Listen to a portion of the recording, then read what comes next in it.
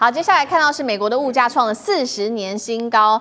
现在民众呢吃饭喜欢去这种 Happy Hour 的时间吃饭，而且呢不点主菜，改点开胃菜。上流则是社会的人过得非常的好，花钱大手笔的花钱。另外呢，这一些在日常生活中可以看到集团式的抢劫、铤而走险，竟然是在美国的这一些日常当中不断的发生。我们赶快来看到这个来自于通膨的压力，可以说袭击了消费者。当然了，全美的餐饮业在此刻也迎来了这个寒冬哦。许多美国人，我们刚刚说了嘛，正餐实在是太贵了，所以呢，他们会选在 Happy Hour 这个时候去吃饭，而且点的东西呢，就是比较便宜的、比较有优惠的，不管是小点啊、开胃菜这些，而不去点这些正餐。这是来自于《纽约时报》做的一个比较典型的，在美国的一对夫妻他们用餐的方法。也就是说呢，他们说呢，当时他们去点这个，他们在餐厅里面点餐的时候，点的是包括了炸物啊、汉堡啊，搭配这些优惠的饮品，包括这个他们的啤酒，买1送1等等。那这花费真的是大幅的降低了，到了$51，远低于他们过去呢一般消费的价格，大概是落在$75左右。那所以这就是美国纽约，还有包括多州现在的一些日常。那另外一方面，我们来看到通膨失控，当然了是引爆犯罪率不断的飙升，而且是这种集团式，是这种快闪的抢劫袭击在美国多州。我们就举当中的几个例子来看，包括在加州，当时发生的事情，这都是这几天的事情。白天的时候，有10多名的蒙面歹徒突然间驾驶他们的车辆就冲进珠宝店内去做洗劫。根据了解哦，当时做洗劫的时候，88岁的店东是直接在现场，那么看到这些画面，直接就倒地哦，中风爆发。那么另外一方面，我们也看到在芝加哥的这边有一家 LV 的旗舰店，歹徒就直接撞门抢走近$70万的商品，换算新台币2000多万元。不要说这个是精品啦，包括了这一些美国的一些比较好的海鲜货品之类的海产在运往，包括这些大闸蟹等等，在运往还有活龙虾运往 Costco 的路上也遭到洗劫哦，他们的货柜卡车，那么总价值换算新台币也是高达了1200万元左右。赶快来看到 FBI 正式公布的一个数据，他说6人以上的犯罪模式快闪抢劫案，当时2020年大概是300宗，但是到了2024年已经到达了1096宗，数量短短的几年之内，4年、5年之内暴增了大约3倍。有超过80%的零售店业者都说，现在感觉做生意压力已经越来越大了，因为暴力事件、各种的抢劫事件频频的发生，到底怎么回事？美国真的经济还能够持续稳健的发展吗？委员怎么看？美国的经济现在显然看起来马上要面临一场这个重大的风暴跟灾难了哦。就其实，在整个经济发展的过程当中哦，像以美国为例子哦，它在整个发展的过程当中，其实它中间经历过好几次的波折。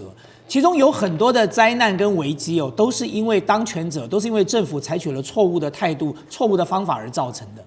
在这个之前，我们大家都可以看得到，就是1929年美国经济大萧条，当时就是因为美国总统采取了错误的政策，他的政策现在跟川普几乎是一样的，他用关税的方式，所以导致到全球的这个货币系统大乱，然后美国经济大萧条，然后接下来你就看到了这个这个二次世界大战开始爆发了哦。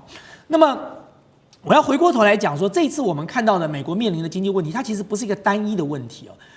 你如果仔细把它掰开来做一个分析的话，你会觉得它比较像是一个多重器官衰竭的问题，它是好多个层面都面临了问题，而这些问题是环环相扣的哦。比如说你发烧，我要给你吃退烧药，可退烧药会伤到你的肾哦。如果吃了退烧药，你的肾就完蛋了。可是你肾功能又要衰竭了，我要护你的肾功能，我就不能给你吃消炎药，不吃消炎药，你的肺炎怎么治呢？他现在马上就是面临这个问题。美国原本的债务问题就很严重，然后美国的这个美元的信心本来就是低迷不振，然后再加上现在 AI 的整个的产业的转型，造成了失业率的这个上升，跟造成贫富差距的加剧，这些东西是同时存在的。这个时候你川普再加上一个关税下去，造成了通膨难以弥补、难以解决。所以我给大家看几个数字哦，《金融时报》最近公布的，美国现阶段的美元是有史以来最低的，近10年来。从10年来的过程当中，美元已经跌了9.6%，将近10%了，代表说它针对全球的一篮子货币，美元的地位已经大不如前了。你说对川普来讲，他可能觉得说，哎呦，这样子我的这个美元的国际的这个美国产品的竞争力可以大幅提升。可是不要忘了哦，当美元的信心大幅跌了10%之后，代表什么呢？代表你美债还卖得出去吗？代表大家对美元的信心，代表大家会减持美元了。第二个，我们看到的数据是最近金价又破了$4500了。金价跟美元一向都是反指标的，当金价开始往上走的时候，代表大家开始这个减持美元，改持黄金。那么第三个，我们看到美国马上要面临到的这个重大的挑战，就是联准会的主席要下来了。川普现在想要用他自己的人来当联准会主席，现在有3个人选，不管用哪一个，将来都是要大幅降息。降息代表什么？代表已经通膨了，然后你还需要你市场上还注入这么多美金，那这个通膨的问题根本就是难以解决的。所以我一直在讲，美国的经济非常不好。可是很多人讲说，哎呦，美国的股市不错啊。的确，美国的股市今年3大指数大概涨了12%到15%。可是我给大家看另外一个数据，各位看看3家重要的科技公司的本益比有多高。